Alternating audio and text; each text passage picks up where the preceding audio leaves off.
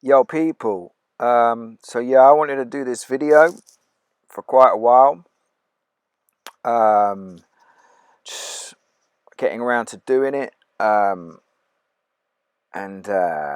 it being a controversial subject, I didn't really know how to go about it, but I feel that now it's time to do this video.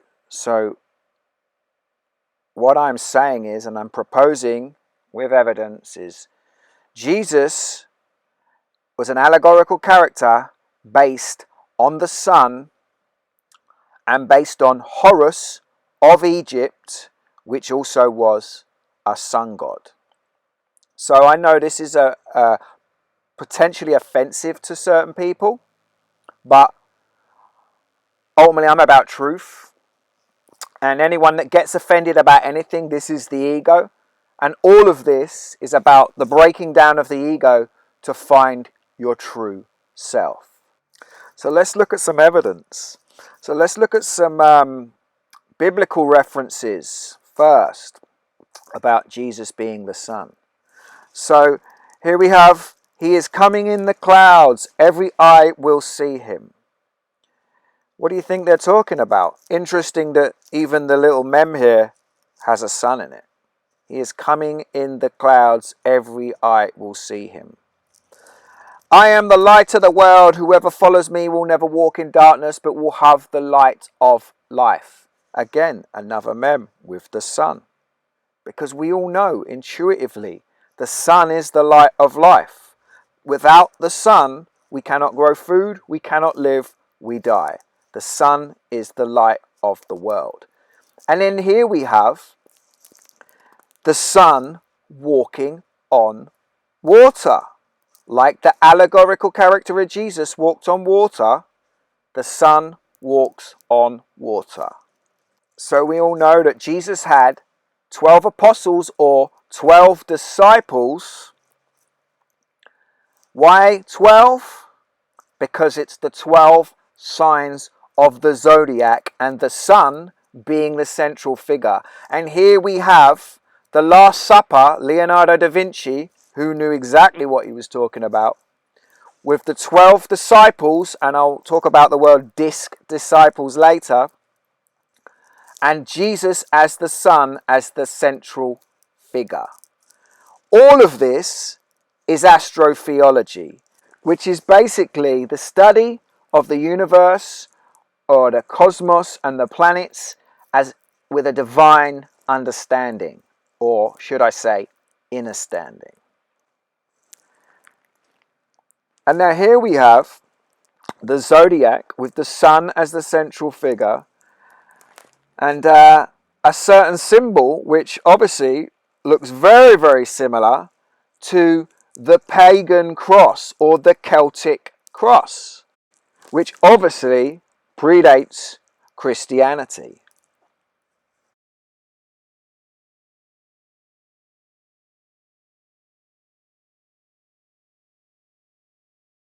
So a film that put me onto this and woke me up to this stuff was a Zeitgeist film, which I imagine a lot of people saw first.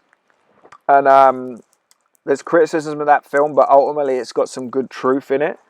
And this is one of the main bits of that film, showing the sun at its lowest movements of the year enters the tomb, like Jesus entered the tomb for 3 days from the 22nd to the 24th, and is born again, or is risen on the 25th of December. And obviously here we have the Southern Cross. So the sun dies on a cross and is risen. And then we have Orion's belt, or the three kings, following the star in the east, the star of Bethlehem, or Sirius. Now, I will do a video on Sirius at a later date, because this goes into the Dogon tribe, and their knowledge of the Sirius star was given to them by aliens many, many years ago, and they have this knowledge that couldn't have been understood without modern technology and telescopes. But that's another video. And here we have the three kings following the star. This leads us nicely into Egypt. And if you look here, you can see the Orion's belt, the three kings, connecting with the pyramids. Because mainstream teachings of Egypt and the pyramids is all lies. If you go to the pyramids, they're lying. It's all lies. They've hidden the truth. For me, the pyramids are energy healing centers that connect with the cosmos and the planets and the stars, and are not tombs, as they've said. Then this leads us into Horus of Egypt. And as I said earlier, Jesus is based on Horus. The similarities are incredible. Well, let's just look at the word straight away. Horus. That's where we get the word hours from. Horus, hours. Like the time in the day, referencing to the sun. And then also the word horizon. Like Horus is rising. Again, reference to the sun. And here we can see here Horus, the dawn sun, because Horus is rising. Ra, the midday sun. Osiris, the midnight sun. And Atum, the dusk sun. Atum, like the word autumn. So you can see where that word comes from.